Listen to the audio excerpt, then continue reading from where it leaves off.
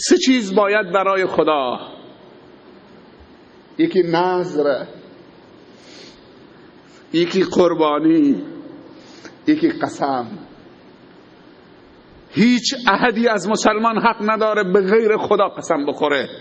نه جان بابام، نه جان مادرم، نه سر فرزندم، نه پیر و پیغمبر که میرسی، نه به فلان زیارت، نه به فلان نمیدونم امام، نه به فلان قبه. هیچ احدی. قسم فقط 3 لفظ داره: والله بالله تالله، والله بالله تالله. هر کسی قسم به غیر خدا بخوره و غیر خدا را بزرگ بکنه در مقابل خدا، همون چیزی که بهش قسم خورده سبب بلای ناگهانی جانش می شود. چقدر روزانه قسم میخوریم؟ حتی قسم به خدا خوردن هم درست نیست که بی خود و بی جهت گاه و بیگاه خدا رو پایین بیاریم.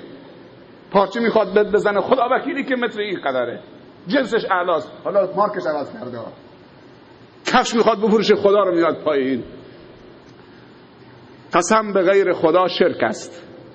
امام شافعی رحمت الله علیه میفرمایند نه به شوخی نه به جدی در طول حیاتم قسم نخوردم، حتی به خدا.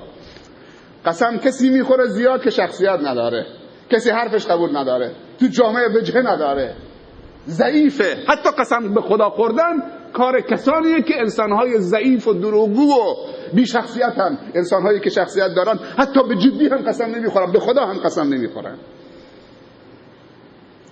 قسم دادن در یک حادثه است، خونی جنایتی در کاره.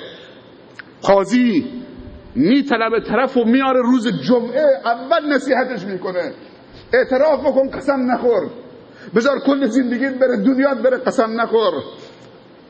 کنار منبر روز جمعه بعد از نماز عصر میرشونه، مردم میرشونه.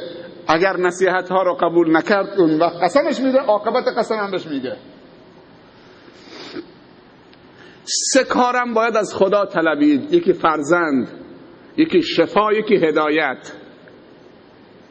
فرزند با هیکل نمیشه، با پیش سید رفتن و یه 10,000 تومان زیر معذرت میخوام فرش سید گذاشتن یه هیکلی بده تا که زنم حامله بشه.